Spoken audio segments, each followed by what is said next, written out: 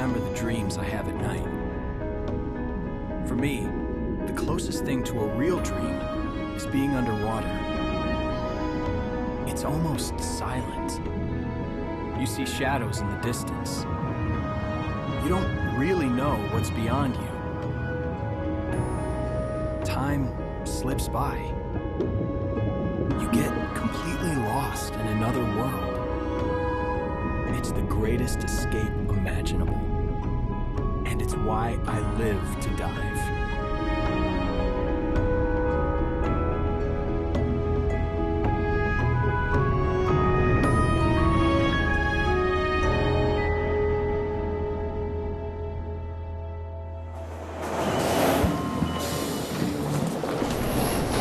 I was born in New York City, but I knew I wouldn't stay. I didn't want to live my life amidst concrete and chaos. I knew my home was somewhere else. Turns out, it's in the ocean.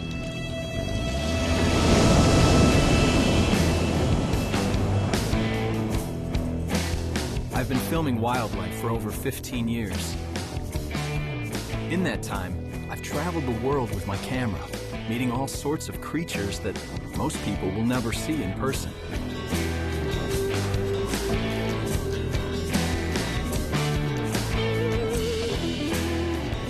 Still, my favorite gig, and the majority of my work, happens underwater.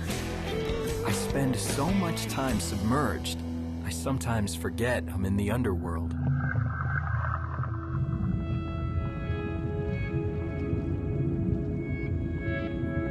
By now, I feel safer underwater swimming with sharks than I do on city streets. I feel at peace when I'm hanging out with sharks. They're majestic and timeless creatures.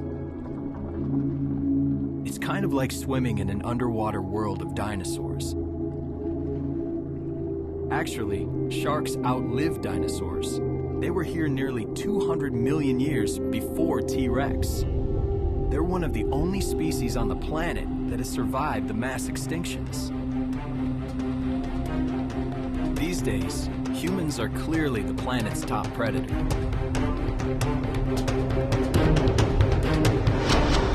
But once you enter the water with sharks, you are intensely in the food chain, on the menu. Not maliciously, but ecologically, you are no longer the alpha.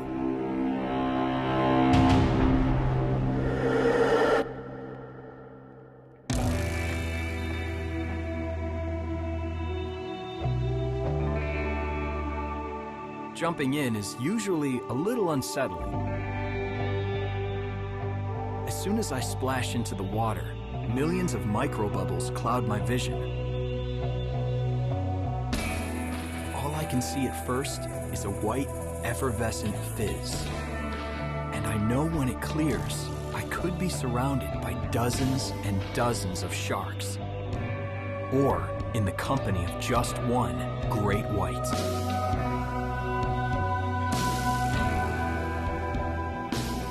When I'm filming, I've got my camera electronics on, and my breathing is making noise.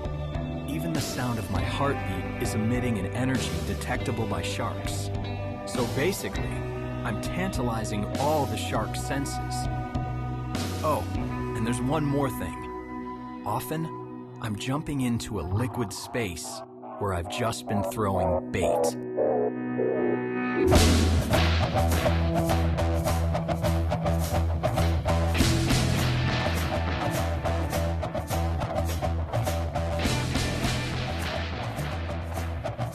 Sharks generally mind their own business. They really don't want anything to do with humans. Because they seem to understand that we are dangerous to them. So even though I love sharks, I can't assume they feel the same way about me. But I trust them. So much so that I bring my wife Emma down with me. She doubles as a photographer and my safety diver.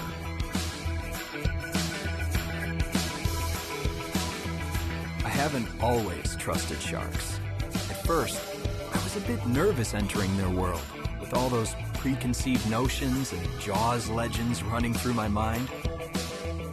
To jump in with them, you really do have to override your natural-born instinct and ignore what you've been told your whole life. That sharks are out to get you, and that they will eat you. Sharks do sneak up on you from behind and prefer ambush tactics. It's evolutionary design. But I've learned it's not a malicious ambush, it's biological. It's simply survival. So I try not to take it personally or let it frighten me. They've been hunters in these waters for millions of years. They've learned to investigate whatever's around them, often bumping into things with their snouts to test if they're edible. Their methods show a higher intelligence. They won't just rush out and bite whatever they see. They are cautious and calculating. Now that I know them better, I realize they're on their own marine mission to survive. And I'm just along for the ride.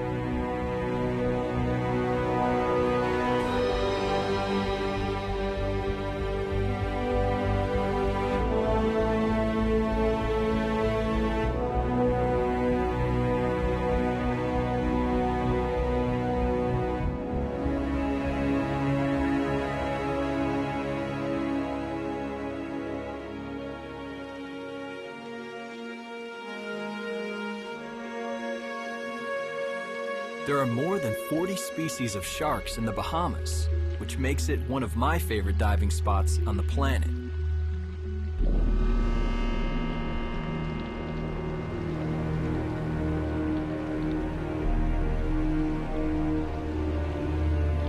Of all the sharks to explore here, I've learned that Caribbean reef sharks are the best to swim with. They're beautiful. They're graceful, and they're extremely friendly. Emma and I can be surrounded by dozens of them without having a care in the world. It's almost as if they're excited that we're here, or perhaps just waiting to find out if we brought them anything good to eat.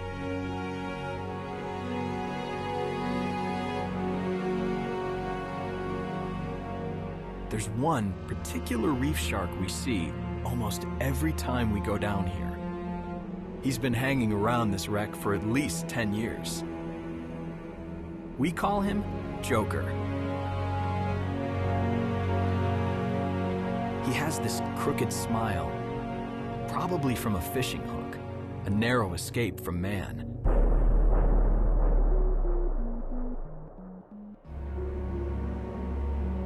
He's a really cool shark because with a broken jaw, he could have easily perished not being able to hunt properly. But lucky for him, he's a reef shark. Reef sharks often display a pack mentality, not usual for most shark species. His comrades hunt successfully, and he's able to live on their scraps rather than having to make it on his own. His pack buddies probably helped him survive. But not all sharks are this nurturing.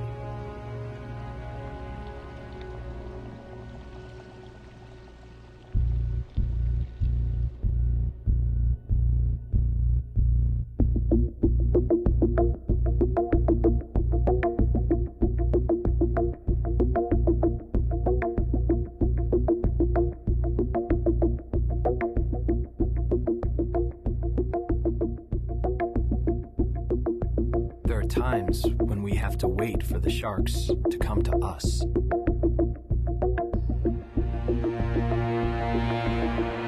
From the looks of the animals around us, something big is on its way. It's not that normal for fish to follow their own predator out of a scene.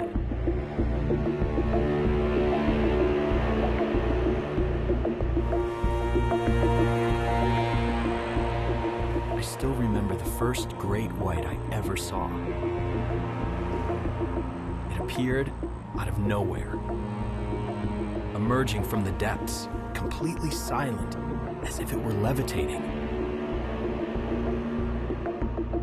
It swam right up to me, flashing its white razor teeth and its inquisitive eye, only a few inches from my face. It's a shock, even when you're waiting, hoping for that encounter.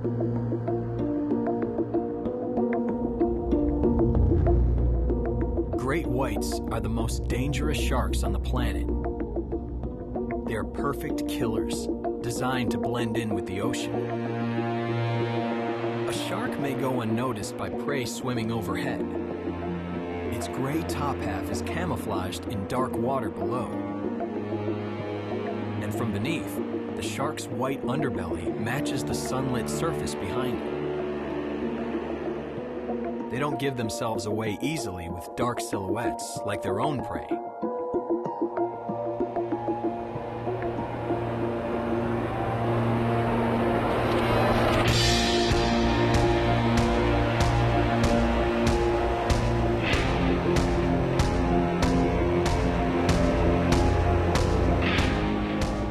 People wonder why white sharks seem to be constantly moving with their mouths open. Avalanche of razor blades hurtling toward you, ready to strike. They look so sinister, but they just can't help it.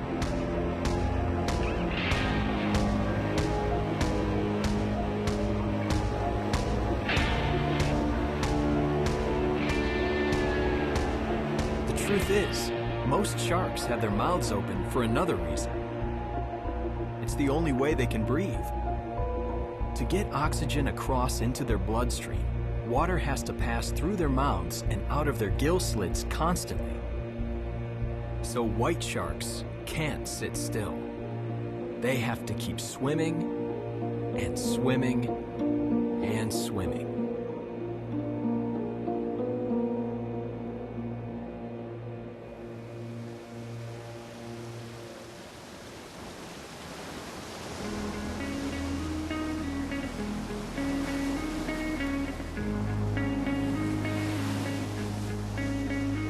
I'm not a surfer.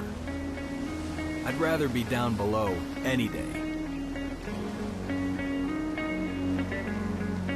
It's amazing to me that there are so many surfers out there who never see sharks. I would guarantee they're all being watched.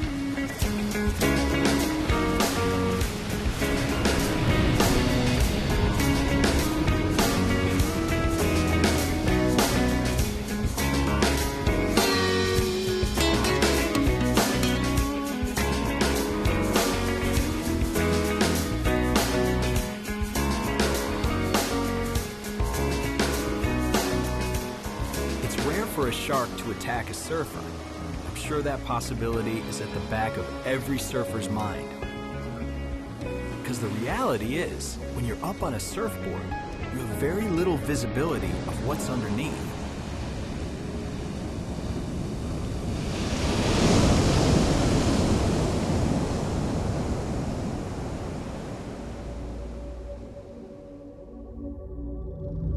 When I'm underwater, my visibility is limited too. If there are sharks in the area, I always assume that they will see me first. We filmed these Galapagos sharks directly offshore from the surfing mecca of the world. They're versatile sharks. They like the shallows, but they also like to hang out in deep water, sometimes over 1,000 feet.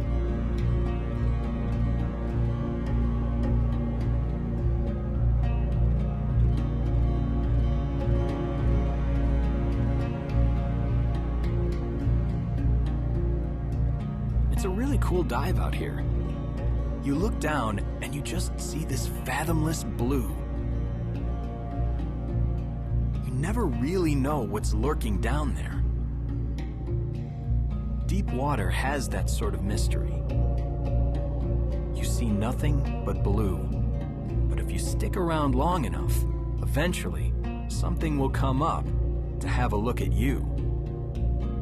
Most of the open ocean looks like this: infinite, empty blue. It's a virtual desert. For stretches of hundreds of thousands of miles, there's no life or food. Critical to the ocean's survival are those other places, abundant with life.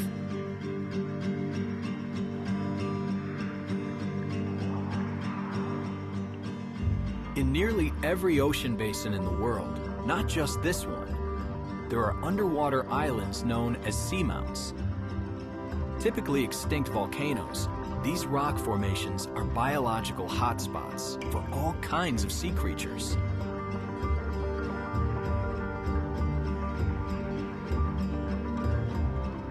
Their steep sides rise up from the ocean floor, thousands of feet below, creating currents that pull nutrients from the colder water up to the sunlit surface.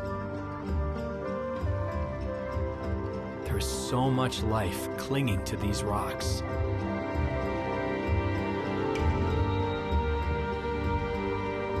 I'm almost 100 feet deep, where there is barely any light, but there are still massive amounts of fish down here. When I'm working around a reef, I like to capture the overall picture and structure of the reef, not just the schools of life that live within it. I look at the ledges the fish use to hide themselves. Hanging out underneath, they avoid their predators.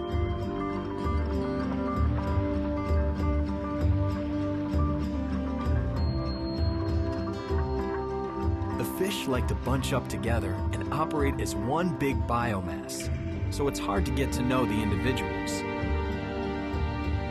What's really fun is filming the larger megafauna, like these sea lions.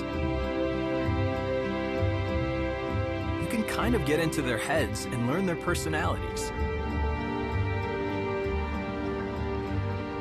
This is one of my favorite places to dive with sea lions.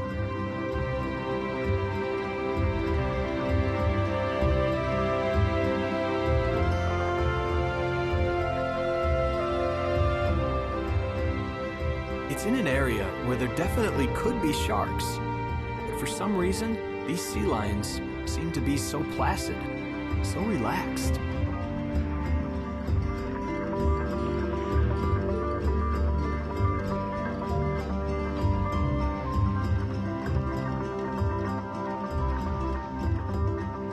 The visibility here is so good that even I relax along with them.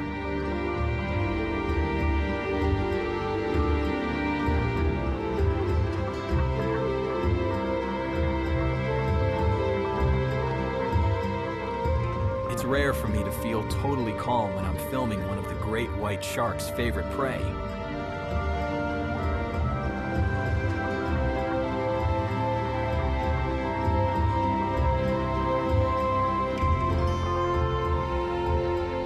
Effectively, I'm the slowest seal out here, the least vigilant, the least capable of escaping a great white. But here, for some reason, I don't really have any fear that a shark is going to come hunt me down. So it's a cool chance for me to get to play with the sea lions, to get to know them a little better, to check out their acrobatics.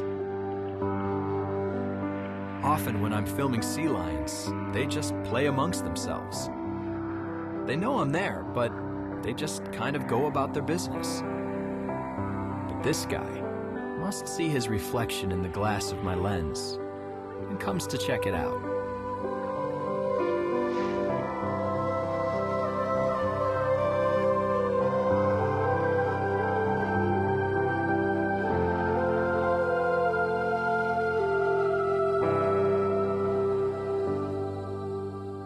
It's quite different filming sea lions than sharks. Unlike sharks, sea lions aren't limited to just moving forward, left, or right. They can move in any direction, anytime they want. They go backwards, do loop-de-loops, go upside down and forwards. They've evolved to be agile to avoid being eaten. And of course, they use this agility for their own hunting prowess. Or just for fun, in a game of catch the starfish.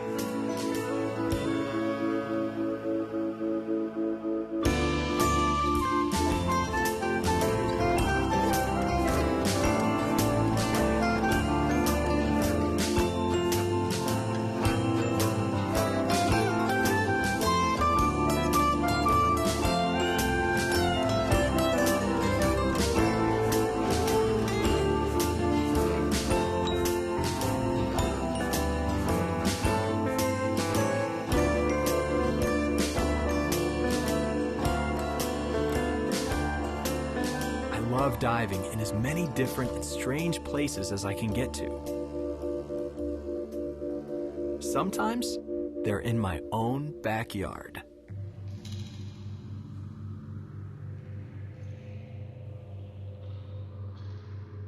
As you move in from the Florida coastline, saltwater gives way to freshwater. Mangrove tunnels lead straight to the water's salt-free source.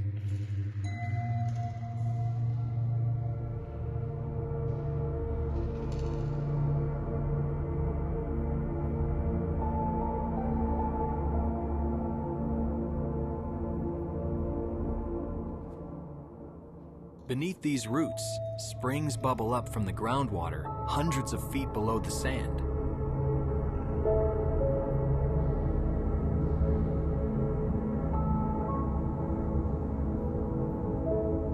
This is just part of an underground river. Centuries ago, its roof collapsed, creating a cave that lets divers inside to explore the river's dark path.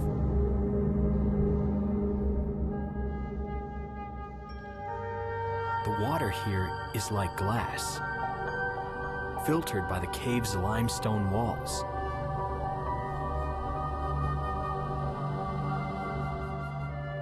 Light comes in through the cracks, spreading into eerie shafts. Down here, a diver looks almost like an apparition. It gets a little unnerving as I go deeper into the cave and start losing the light.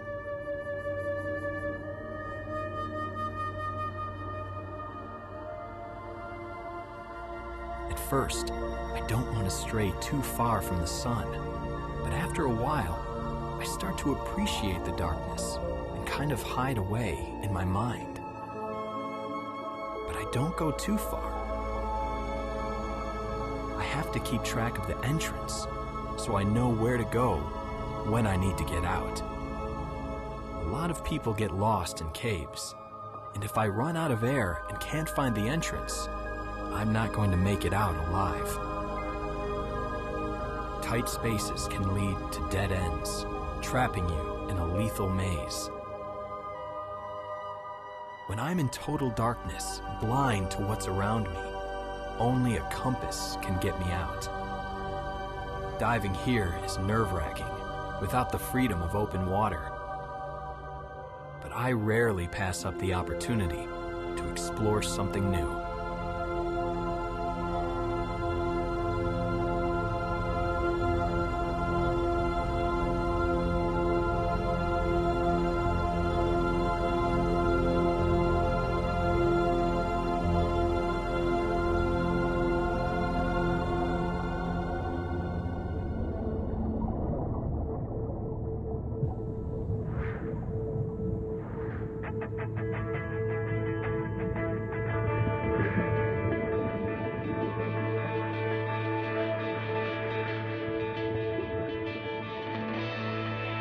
The deep, warm waters off the coast of Cat Island are the best place in the world to dive with oceanic whitetips.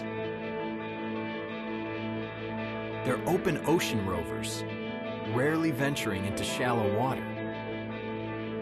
If they do come near land, they like the places where it drops straight down into the sea. Ocean white-tip sharks are the tricksters of the ocean. They're known for their incredibly long, paddle-like fins, which help them glide vast distances through the water. But don't let their serene and slow-moving nature fool you. They're still intensely impressive hunters. How can they be a combination of the two? Well, there are many different theories. One is that the advantage lies in their white tips. They look painted, like someone took an airbrush to them. Other fish might mistake the white markings on their fin tips for a small school of bait fish. The fins move together as little fish do, while the dark body is hidden in the background of the ocean. This potentially tricks larger fish to come in close for what looks like a meal, and instead, they end up in the jaws of a shark.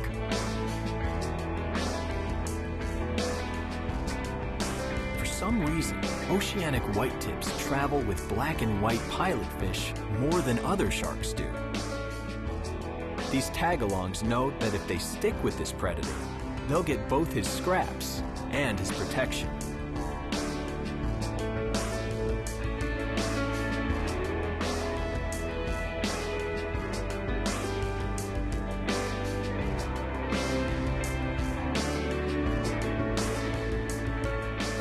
This guy has a hook embedded in his pectoral fin.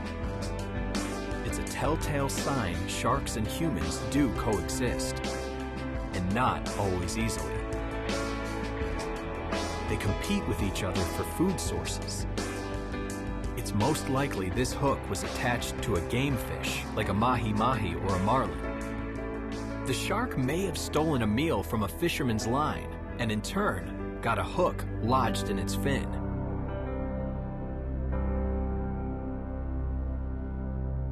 Oceanic whitetips are dangerous sharks, but they can also be just really relaxed when you're swimming with them.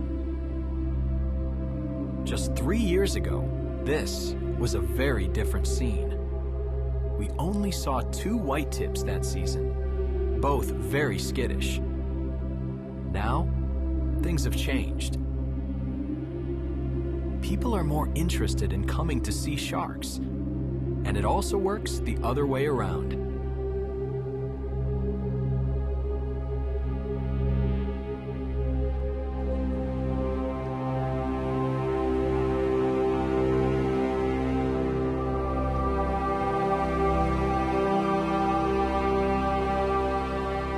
On some level, humans seem to be conditioning certain species of sharks to adjust their behavior and show up more regularly at popular shark dive sites.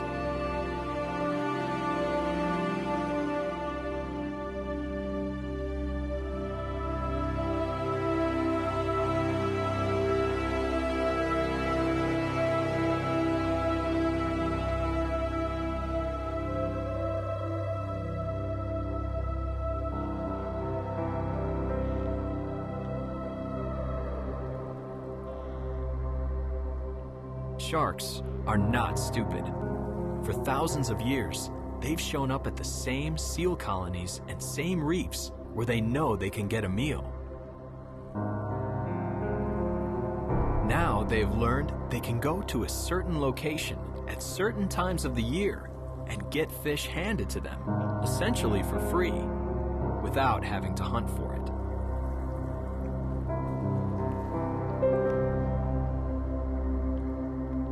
It's an extraordinary relationship that's developed, and one that's still evolving.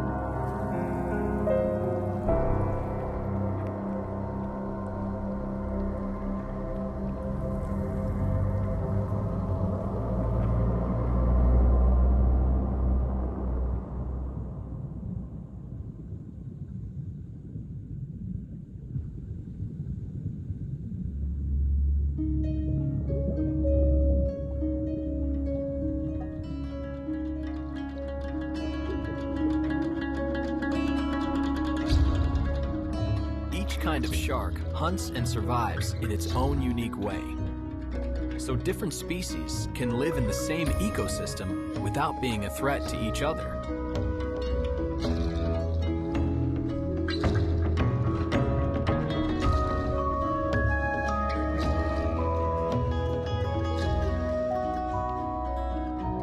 Probably no shark is as weirdly and mysteriously customized as the great hammerhead.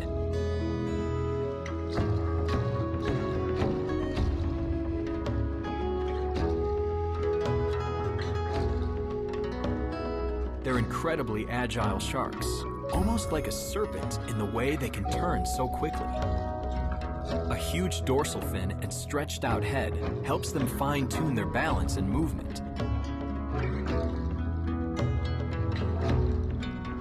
To see a hammerhead swimming by is to realize just how crazy evolution can be. No one really knows why hammerheads evolved into such an extreme shape.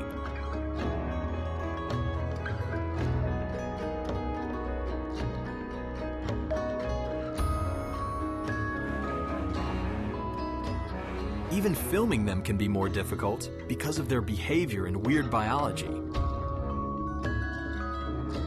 When it swims right at you, a 12-foot hammerhead is likely going to bump into your camera regardless of which way it turns.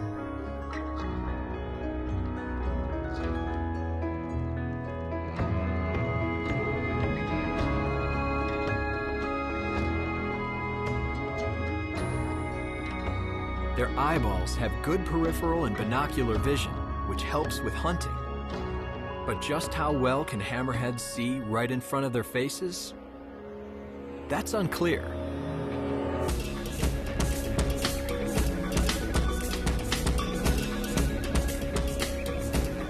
Not that they need to see anyway. They know you're there.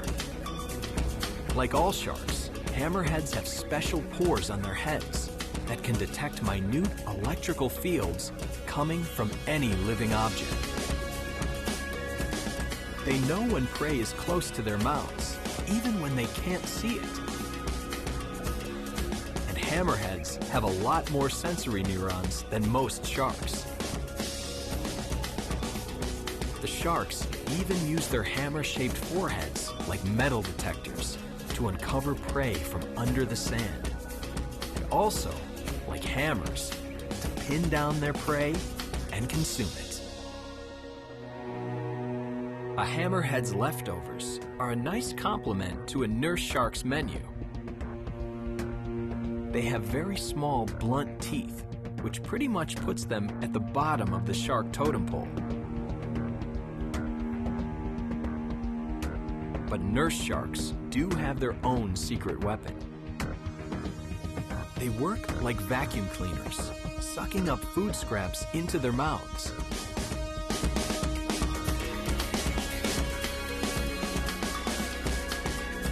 It seems like this greedy hammerhead isn't quite sure she's had enough.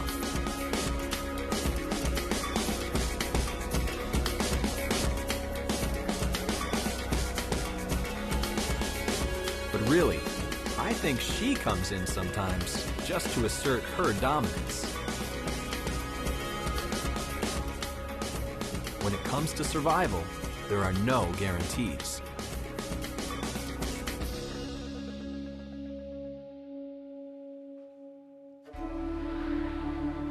As hostile as the ocean can be, it is every bit as serene.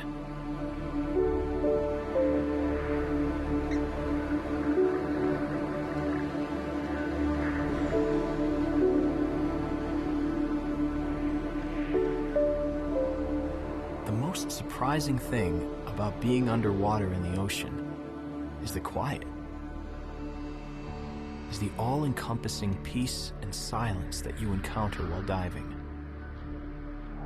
You do hear the sound of the water movement, the power of the ocean, but it's not a violent sound. It's soothing, kind of like a lullaby. It puts you in this strange, transcendental state. You hear more of your own thoughts, your own heartbeat, your own breathing. It feels like everything underwater slows down, and you're able to appreciate all the beauty that's around you.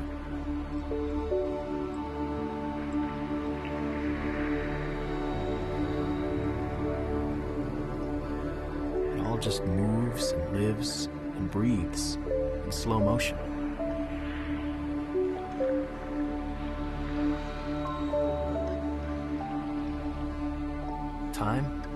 different in this world.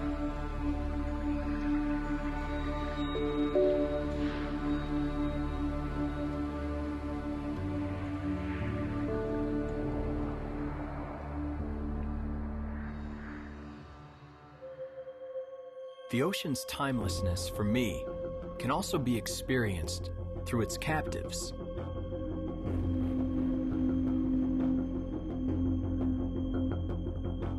The shipwrecks, scattered across sea floors the world over.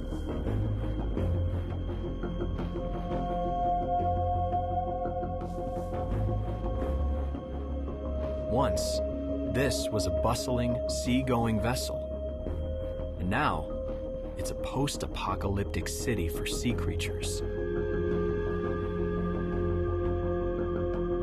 Humans built this ship. It sunk. And now, it's being repurposed by the ocean.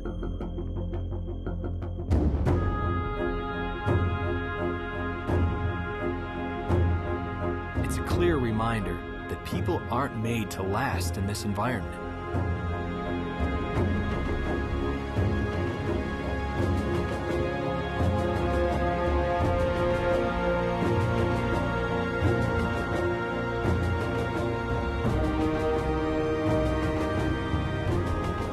No matter how much I enjoy being down here, I'm not meant to stay for long.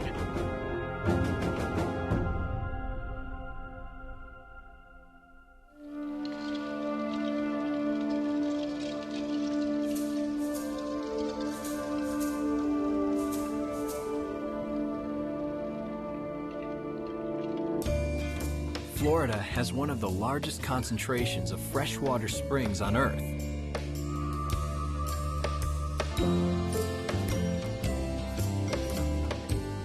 Making it the perfect aquarium for many different species of fish.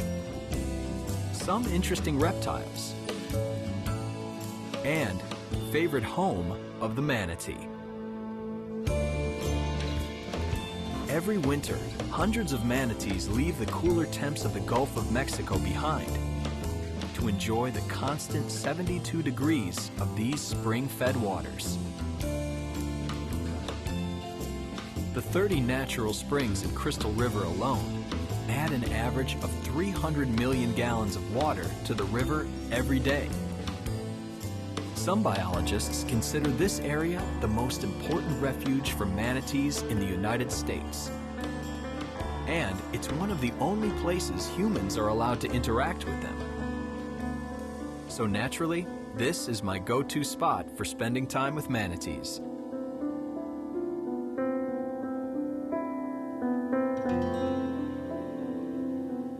Manatees are known as the sea cow for good reason.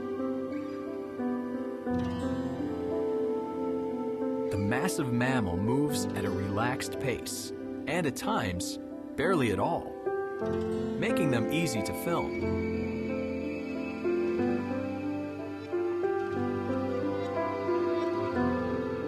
Despite their size, they're such graceful swimmers.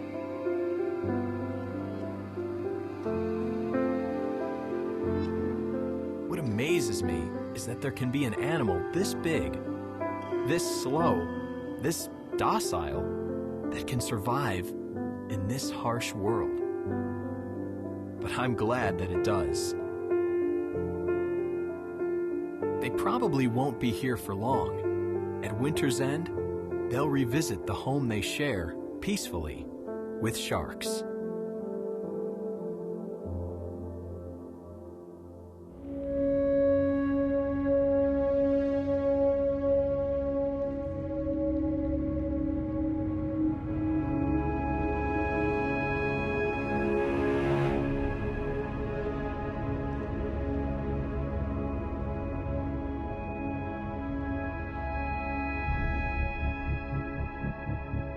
Tiger sharks are pretty calm, placid, beautiful sharks. Until they're not.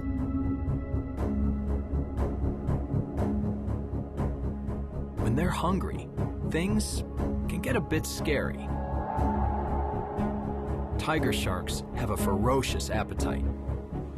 After great whites, they're known as the world's most dangerous sharks. They're responsible for the second most attacks on humans.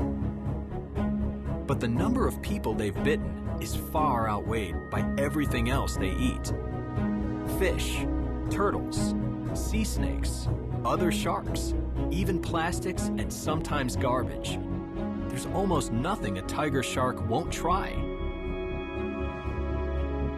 Contrary to what most people think, sharks rarely come around humans unless you attract them with food. So to bring tiger sharks to us, we're making use of a pig carcass we found washed out to sea.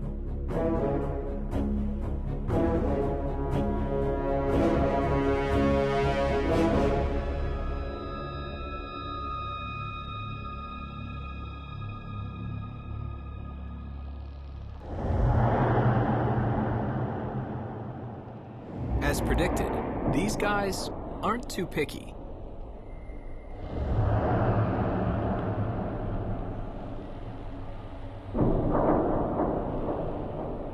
Once the sharks have had their fill, I feel more comfortable moving into film.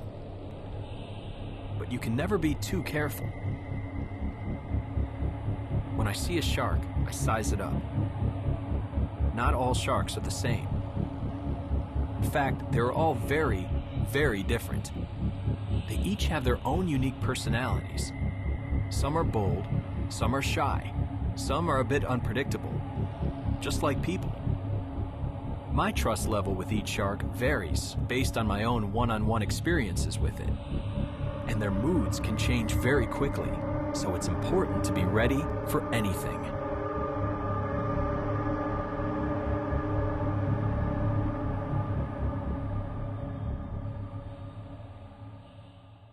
If I could pick, generally, I'd want to dive with female sharks.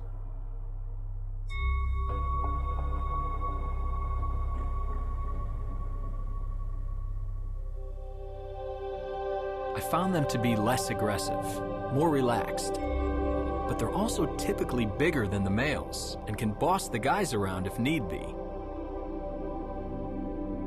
One special female is a shark called Curly.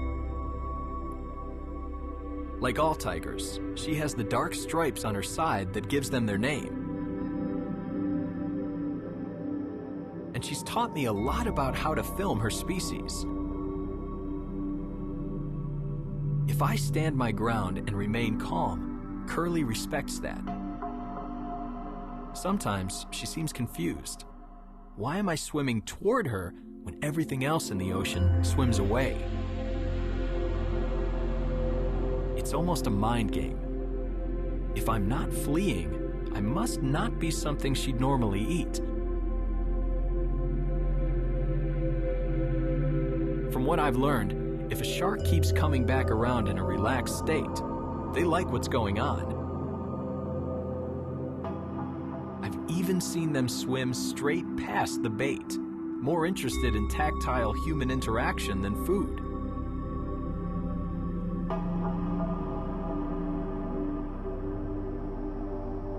Sharks never cease to surprise me.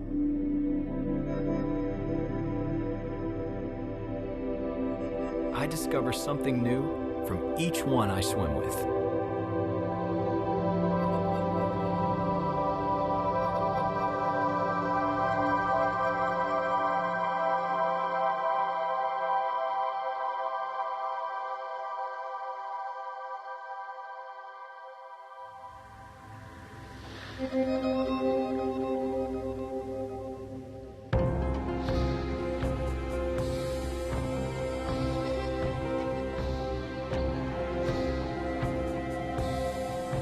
This is one of the great white shark's favorite meals,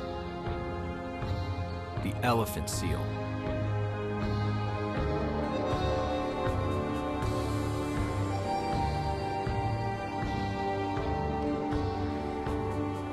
A northern elephant seal weighs in at more than 3,000 pounds. For a shark, just one successful attack brings a huge reward. They kill dozens of them each year just off the coast of Guadalupe Island. So it's easy to understand why these seals can be pretty shy.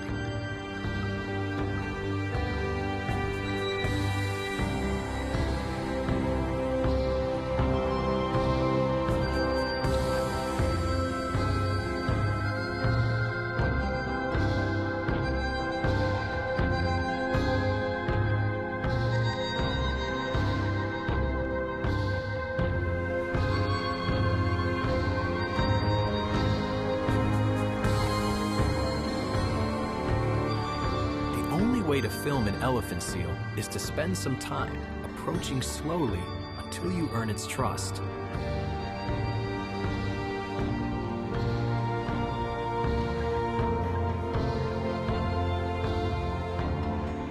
And then I just let things play out.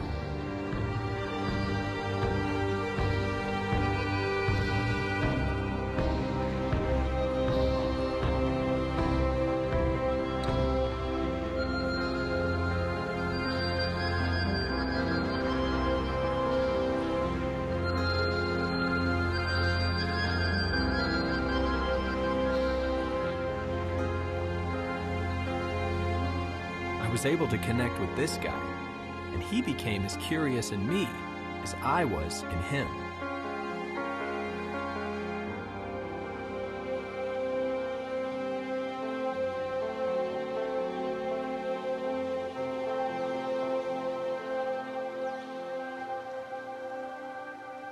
Elephant seal eyes are so human-like. They sort of pull you in and put you at ease. It makes you forget this animal could easily crush you if it wanted to.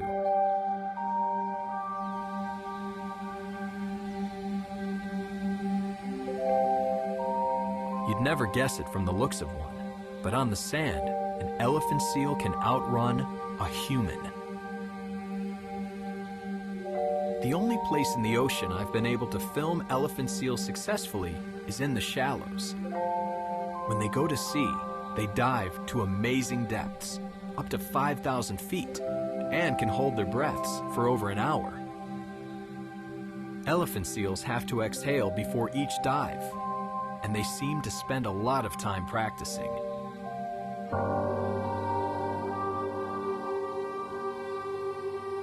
This seal and I spent almost an hour hanging out together. I was a bit sad to leave him behind, knowing well that a great white could be on the way.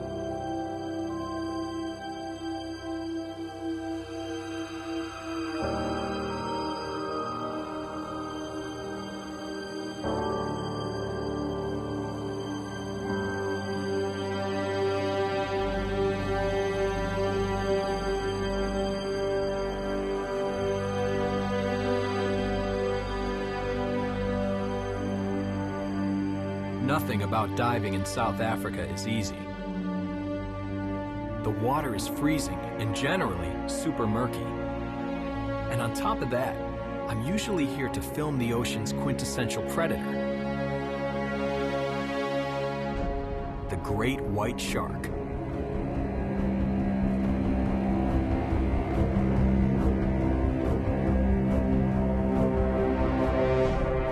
In a matter of seconds, it can rip a 50-pound chunk of flesh from a live animal, generally removing either the head or the tail.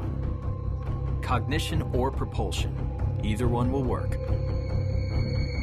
All of its senses are coordinated to attack, usually before prey even knows it's there. Great whites are specialized surface hunters. They can raise their heads above the water to see what's going on around them. Watching from the boat feels like a safe enough perspective, but the ferocious way a great white goes for bait still sends chills up my spine.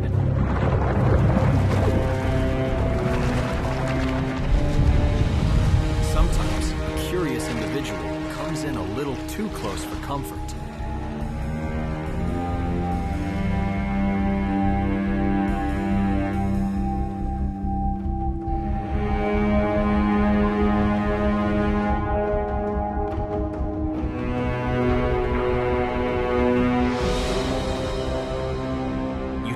keep the shark in its world so you can stay in yours.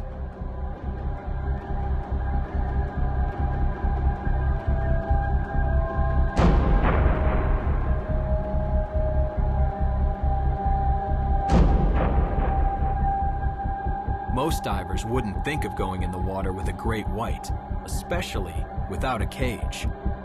But the bars limit my shots, so I take the risk.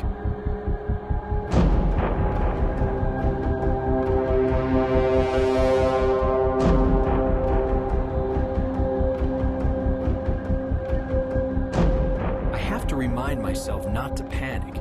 It will alter a shark's behavior.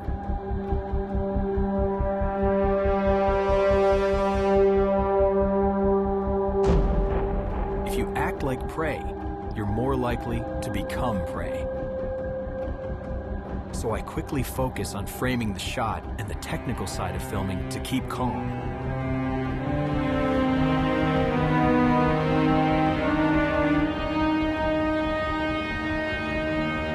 Some of these great whites are so curious, they come straight in, completely fearless. And it's only at the last second I realize that this thing is right on the other side of the lens.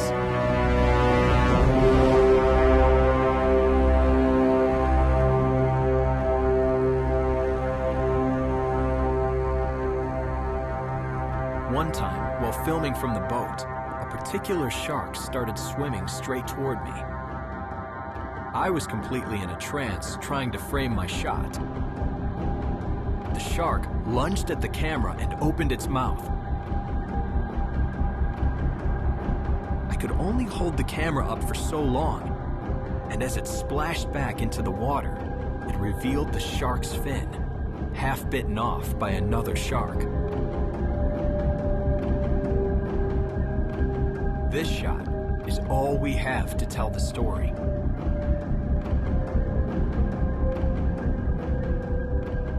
We'll never really know what happened here. Were two sharks fighting over prey? Was the other shark trying to make this shark prey? In all this water, there are so many mysteries left to answer. So I keep coming back, hoping that I can capture shots as bits of evidence to help us piece together the way the ocean works.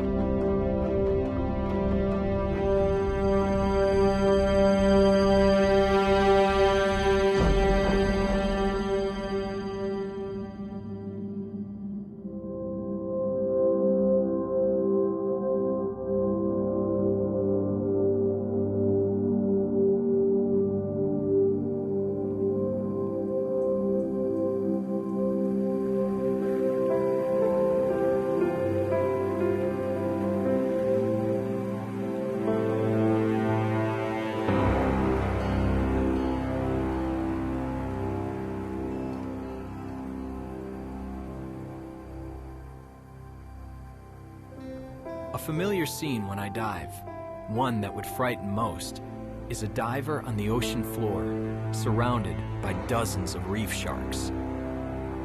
If they wanted, a pack of sharks could easily devour a human.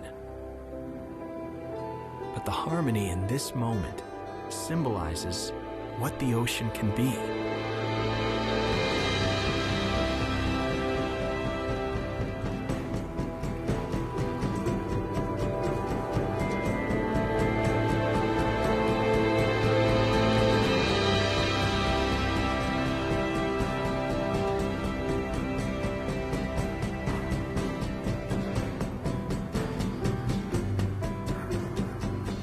When I look up and see the boat, it's like a portal to the other world. But I'm in the underworld with the sharks. It's where they belong, and it's where I feel I belong. But it's good to know that the boat is right there. It's a humbling thing, knowing that if you run out of air here, you will die. I realize all my dives are temporary. I don't want to go. I want one more shot. one more moment. But I know I can't stay down here forever.